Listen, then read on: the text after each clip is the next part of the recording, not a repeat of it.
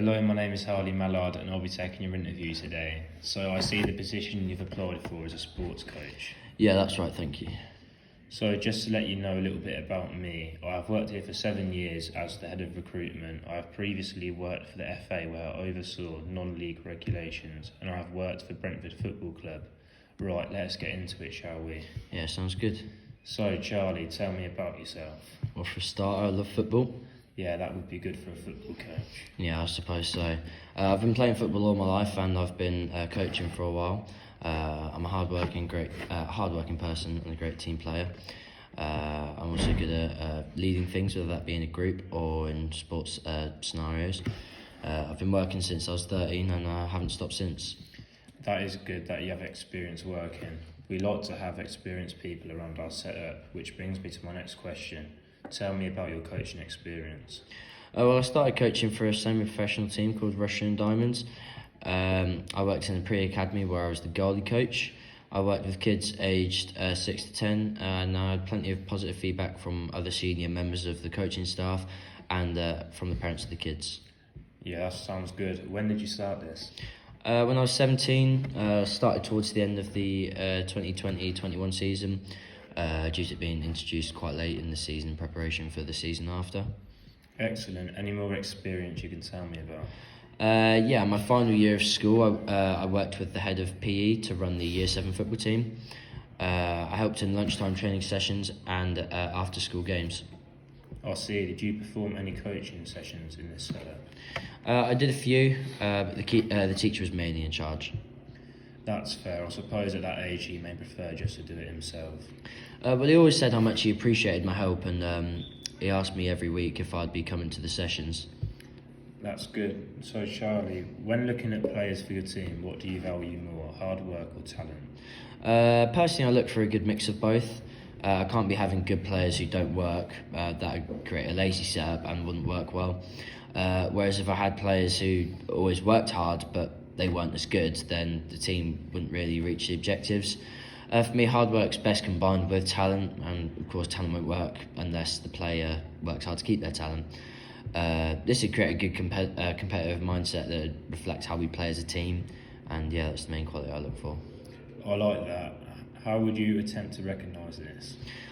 Well, I'd firstly look for the talent, like who's natural on the ball, who does things well. Then I'd look at their effort levels, whether they come back after committing forwards, whether they'll sprint that extra yard just to affect something. I'd start looking at the hard work from the warm-up. I can usually tell a slacker from a grafter from their attitude in the warm-up. Like if they're committed and doing things properly, then something's going well. Good. I hate when people don't work hard. How would you attempt to utilise hard work and talent? The talent works the magic on the pitch, and the hard work creates the athletes. I'd use the talent to get the best performance possible, and the hard work to make sure it happens consistently. I believe that players should be pushed to work hard through training them hard. This will help them build character and show who isn't fit for the squad. I agree. A player must work hard in a team to get the best results. So when looking at players for your squad, what do you look for in them? What skills, qualities or characteristics do you look for? Well, for starters, a player must be comfortable and confident on the ball, always looking to receive it and make an impact. They should have good technical ability and awareness. They should always be in a positive mindset, both in winning and losing situations. I like players who are driven and committed, but they must be patient as well. Yeah, they're all good qualities to have as a player, I agree. What would these qualities bring to the team? A confident player will influence others to do the same, and will help players to commit to the game. A technically gifted player will hopefully inspire others to be as good as them, and they'll motivate the others to improve their skills. And positivity spreads throughout people as it is shown. If a player is positive when losing, they'll be more likely to keep the concentration to fight back in the game. Players need to be patient both in improving their game and throughout a match. Sometimes things don't happen until the last minute, and if you're not patient, these things won't happen. Great, some good answers there. So, what style of coaching do you attempt to enforce?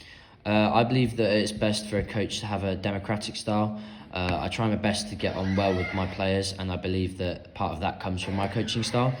I'm always open to suggestions on ways to improve how I coach and the sessions themselves. I love it when players contribute to the sessions, like encouraging others. When I coach goalkeepers, I allow them to speak up on anything they notice between players, and of course, I have my boundaries and I'm firm, so my players don't take advantage of my relaxed environment. I like it. What would you say your strengths and weaknesses are in terms of your coaching style?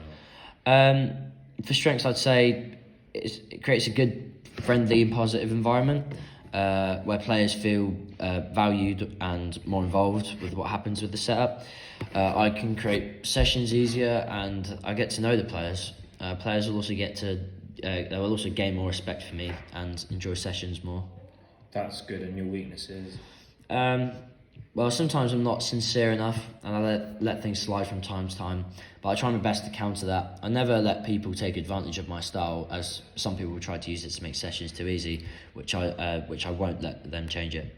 I see. Well, in that case, how would you attempt to overcome these weaknesses? Well, for starters, I try to recognise when something's not appropriate. Once I've done this, I'll discipline them. I'll discipline their actions appropriately. Good. Well, Charlie, that is all I have for you today. Thank you for taking part in this interview. Thank you for your time.